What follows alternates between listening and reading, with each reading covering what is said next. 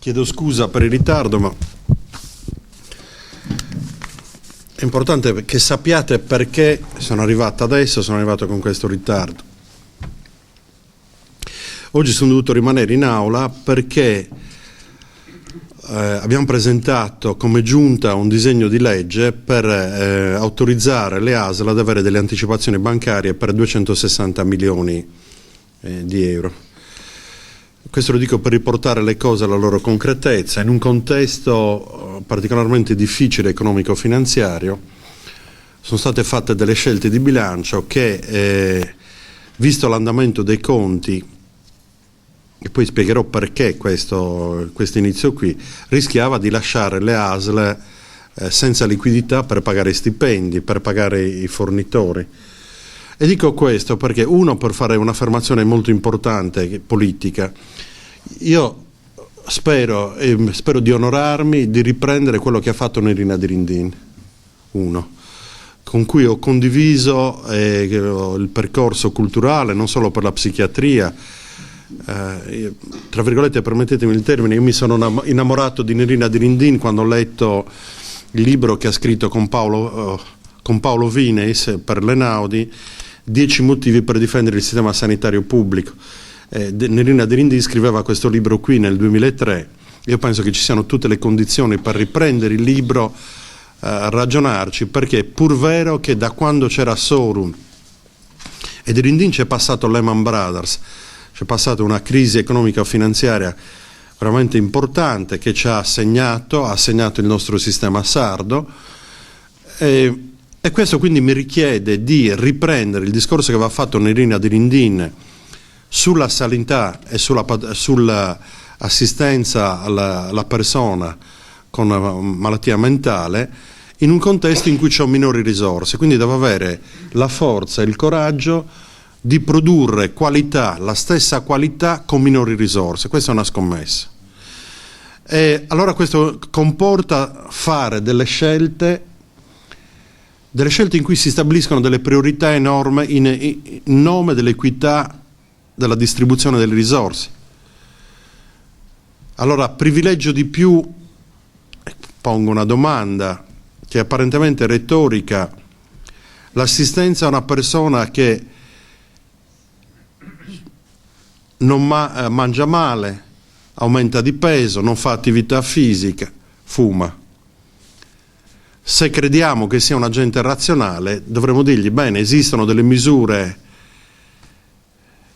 come l'attività fisica. Noi abbiamo adesso finanziato il piano regionale della prevenzione, in cui ci sono 10 macro obiettivi. Il primo è sulle malattie croniche non trasmissibili. Quindi voglio dire, se una persona ha l'opportunità e viene aiutato nell'avere stili di vita corretti, ma senza imporlo, in un percorso di accompagnamento, di valorizzazione della sua capacità, dobbiamo dirgli, guarda che se tu fai questo stai aiutando il sistema sanitario sardo e il sistema sanitario italiano. Il sistema sanitario sardo, perché spendiamo 120 milioni oltre quello che ci dice lo Stato, spendiamo oltre 500 milioni di farmaci, 120 milioni in più la soglia, e 70 milioni di questi 120 milioni sono legati a 4 farmaci: inibitori di pompa, mal di stomaco, aumento della pressione, aumento del colesterolo e osteoporosi. Questo mi impone delle scelte in nome della solidarietà, perché poi una persona può avere un disagio psichico contingente, può avere un processo cronico che non ha scelto e quindi richiede una solidarietà della comunità. Allo stesso tempo una persona, 6.000 sardi hanno la sclerosi multipla, e questo ci vede come la prima regione in Europa, non in Italia, come numero di persone presenti in questo momento in Sardegna con la sclerosi multipla. Ve lo dico questo perché è arrivato il momento che associazioni come la vostra, di cittadini competenti, ci aiutino a responsabilizzare in relazione a un messaggio che è quello di sostenere il sistema sanitario pubblico, però facendo delle scelte.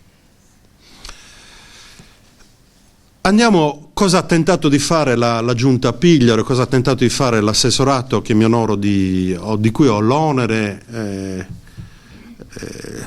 onere e onore di dirigere.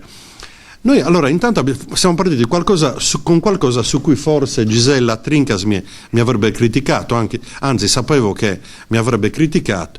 Siamo stati tra le prime regioni che hanno aperto una residenza per l'esecuzione delle misure di sicurezza, la REMS. Però l'abbiamo fatto non per creare l'ennesima struttura fisica, l'edificio dove accompagnare e rinchiudere una persona affetta da malattia mentale che aveva commesso un reato. No, abbiamo avuto il coraggio, grazie agli operatori, grazie alla disponibilità finalmente di 2 ASL, ma soprattutto agli operatori che sono messi in discussione, di affrontare il discorso delicatissimo di una persona che aveva commesso un reato, e molto spesso anche reati di una certa gravità in termini di opinione pubblica e di clamore, riaffermando che credevamo una parola che avete riportato nel documento, recovery. Siamo convinti che anche con la malattia mentale, con l'aiuto anche dei farmaci, si possano aprire delle opportunità di recupero, e passatemi il termine forse cristiano, religioso, di redenzione. Lo possiamo riportare. A me del soggetto Chiatti, che io non conosco, il signor Chiatti, mi ha turbato moltissimo che dopo tanti anni sia rimasto lo stigma, sia rimasta la lettera scarlatta, il mostro chiaro. Quello a me mi ha molto turbato, perché dicevo, noi abbiamo fatto un percorso che io ho seguito, che mi hanno consigliato i colleghi psichiatri, qui ogni tanto mi ricordo che sono anch'io medico, in cui sostanzialmente mi hanno detto proviamo a fare un'equipe multidisciplinare che fa dei percorsi personalizzati in un contesto difficilissimo. E penso che ogni tanto dobbiamo avere il coraggio di dire che facciamo bene anche noi le cose. Abbiamo avuto, penso, un elogio pubblico, o pubblico non è, sostanzialmente del Ministero, in cui dice voi avete fatto qualcosa che è un modello di presa in carico della persona con malattia mentale che ha commesso dei reati. Quindi per me questo è un orgoglio. Con gli amici che sono presenti qua ci siamo messi in testa di fare una fotografia dell'esistente, cercare di capire come possiamo riunire l'esistente dopo un gap, un vuoto di 5 anni. Io stamattina non potevo dire niente, ho fatto passare la delibera tecnicamente per evitare che l'opposizione richiedesse 10 giorni di analisi del testo di legge, perché se avessi irritato politicamente la minoranza avrebbero richiesto 10 giorni, mi avrebbero fatto saltare i tempi tecnici di trasferimento dei soldi dalle banche alle ASL. Quindi mi morsicavo la lingua, perché durante gli interventi che io sentivo, in cui me ne hanno detto, vi assicuro, di tutti i colori, con l'apice, con l'attacco di un componente della maggioranza che mi ha attaccato, che è stato l'apogeo, non so come è stato l'acme della cosa, mi chiedevo, ma dopo un vuoto di 5 anni in cui non sono stati misurati i LEA, con che coraggio mi si viene a dire che stiamo sforando sui conti della sanità? Io mi metto il problema di sforare i conti della sanità quando questi conti sono appaiati ai LEA, quando io soddisfo i livelli essenziali di assistenza. Nel momento in cui non esco fuori, va via Nerina Dirindin e usciamo fuori dal tavolo di misurazione dei LEA, penso che nessuno possa avere il diritto di venire a dirci bah. È così anche per l'assistenza psichiatrica. A me le parole che ha usato Gisella Trincas, ma mi vanno bene, perché saranno un modello in cui dobbiamo avere il coraggio di superare lo stigma, dobbiamo avere il coraggio di superare la separazione, l'esclusione, perché i modelli e questo devo dire grazie a Gisella Trincas. A me mi ha parlato, poi i colleghi psichiatri mi hanno detto attento, ma esistono già esperienze. Quando Gisella Trincas mi ha parlato del modello Finlandia, un po' l'ho guardata con stupore, con diffidenza, e ho detto ma adesso mi metto a smanettare su internet. L'ho fatto con un motore di ricerca generico, poi essendo medico mi sono messo a fare su PubMed, cioè che è il motore di ricerca specifico per la medicina. Ho iniziato a tirare letteratura, quella che si chiama un po' evidence based, pesante, e devo dire che sono rimasto molto colpito, moltissimo colpito, perché alla fine riportare il disagio mentale all'interno della comunità, ma non nella comunità istituzionale, nella comunità connettiva, sociale, di unione del gruppo, e cercare di intercettare l'escalation della malattia mentale prima che si cronicizzi, è una cosa che mi ha molto colpito, per cui pubblicamente la devo ringraziare.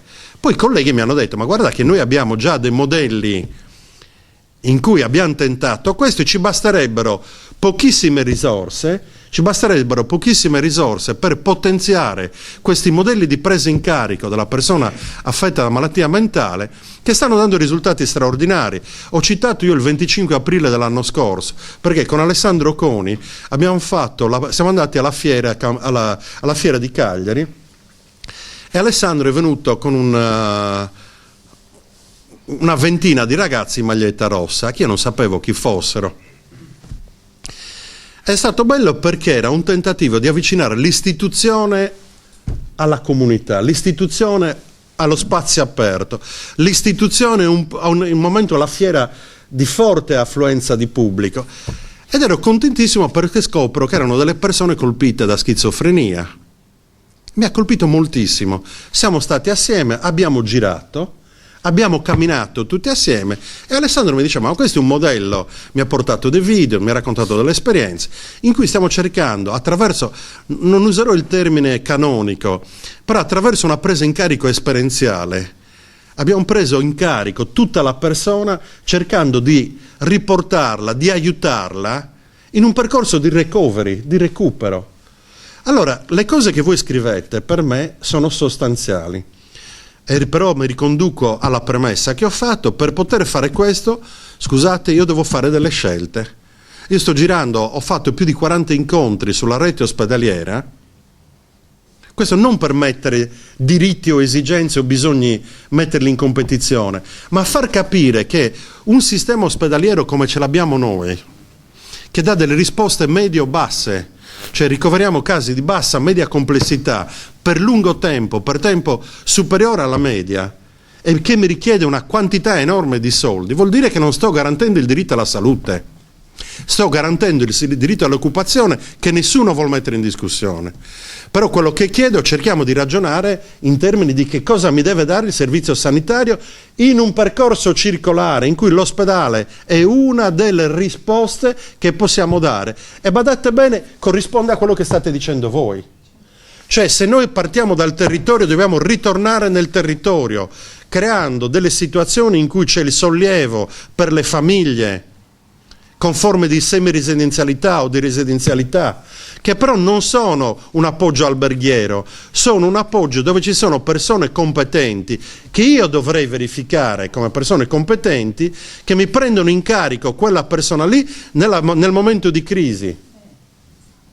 Questa è una battaglia. Ma infatti ho appuntato una cosa che ha detto Giselle: il cambiamento culturale.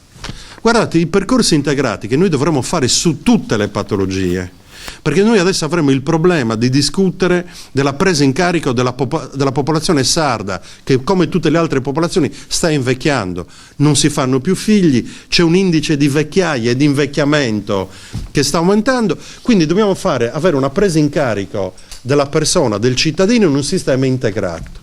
Quando sono andato a vedermi esperienze fatte in altre nazioni, l'ho detto, poi mi ha un po' ridicolizzato il professor Carta, poi te lo dico, con uno stigma io ho elogiato il professor Carta, ve lo dico molto brevemente, perché ha fatto una bellissima giornata con l'Organizzazione Mondiale della Sanità su Quality Right, ed era poco dopo che c'è stato l'attentato il 13 novembre a Parigi.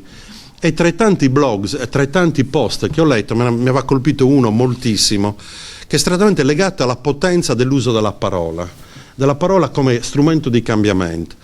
E questo giornalista francese, Antoine Léry, ha detto ai terroristi: voi non avrete il mio odio, è morta la moglie, è stata ammazzata la moglie.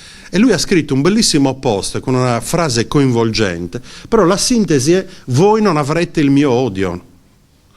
E lo dico perché poi lui l'ha banalizzata, dice: è importante sentire una frase del genere da un nuorese, stigma. Non sono malato mentale, però stigma, vengo da Nuoro, quindi Nuoro pensiamo risolviamo i problemi più con la... Non sono di New York. Questo sto scherzando, lo sto dicendo per alleggerire per alleggerire la cosa. Detto questo, il modello che voi proponete richiede un cambiamento culturale dei professionisti. studiando il modello di cure integrate, i percorsi di cure integrate, mi ha colpito moltissimo, ed è un qualcosa che riguarda forse il collega psicologo, psichiatra, che c'era un bel diagramma in questo manuale gallese, in cui diceva che noi viviamo tutti nella zona di comfort, è difficilissimo cambiare perché ormai abbiamo sedimentato abitudini, anche indipendentemente dall'esito, stiamo lì in un livello e vogliamo stare lì. Oramai evidentemente il tasso ormonale, non lo so, i neurotrasmettitori, la comodità si è ben sedimentata, e diceva però noi se vogliamo cambiare dobbiamo avere la capacità di trasferire in una situazione in cui dico io sto qui, non cambio, non voglio cambiare, in cui io dico io cambio. E questo richiede un percorso di cambiamento culturale nella formazione che non può essere fatta con una modalità come questa. Questo può essere il modello informativo, però continuare a parlare di modelli integrati e poi abbiamo ancora le porte chiuse, ma non è solo per la malattia mentale. Quando io sono arrivato, per essere chiari, il modello Sardegna, che dal punto di vista politico era interessante perché vede in un unico assessorato le politiche di sanità o di salute e le politiche sociali, io mi sono presentato molto timido e spaventato dal ruolo. Sono andato a salutare tutti i dipendenti dell'assessorato alla sanità, accompagnato dal direttore generale della sanità. Finito di salutare all'ultimo piano, mi ha detto adesso bisogna attraversare la strada per andare ai servizi sociali. Arrivederci e grazie. Come gli ho detto arrivederci e grazie? Ma questo è l'esempio, questo è aneddotico, ma spiega la cultura. Qui è finita la mia competenza. Abbiamo voglia di parlare di integrazione sociosanitaria che sarà la carta del futuro. Se non io riesco a dare l'esempio creando una fusione di cultura, di processi, ho voglia poi di venire a dirvi ma dobbiamo superare la barriera dell'SPDC che deve collaborare col Dipartimento di Salute Mentale, perché abbiamo delle politiche che sono settoriali, che favoriscono la cultura del silos. Quindi a me va molto bene quello che avete scritto, dobbiamo fare un ragionamento, qui ritorno sulle risorse, mi avvio a concludere per non togliere... Legge 20, io vi dico molto chiaramente, noi stiamo vivendo una fase per cui io dovrò molto probabilmente fare un piano di rientro. Piano di rientro che aveva fatto l'assessore di Rindin, era riuscita a riportare quasi in equilibrio i conti, ma in una situazione ottimale rispetto a quello che ho trovato. Andata via la Dirindin, 6 mesi dopo, tavolo del MEF, del Ministero dell'Economia, salta tutto. Saltano i conti, salta il monitoraggio dell'EA. Io dico dobbiamo fare delle scelte, perché la Regione Sardegna, lo dico al nostro ospite che arriva, spende circa 300 milioni sul welfare, di cui 130 milioni sulla legge 162, che è una legge per il grave disabile che ha dei piani personalizzati, siamo arrivati a circa 38.000 piani personalizzati, però poi quando sono andato a vedere, suscitando rabbia, perché ho chiesto solo di vedere, scopro che su 37.000 piani personalizzati, 27.000 sono per persone sopra i 65 anni col minimo livello di ISEE, con scheda sociosanitaria al minimo punteggio. Quindi la mia ipotesi è che stiamo utilizzando uno strumento inadatto per integrare il reddito. Diamo a tutti poco, però non riesco a cambiare la qualità e la storia di quella persona lì, della famiglia.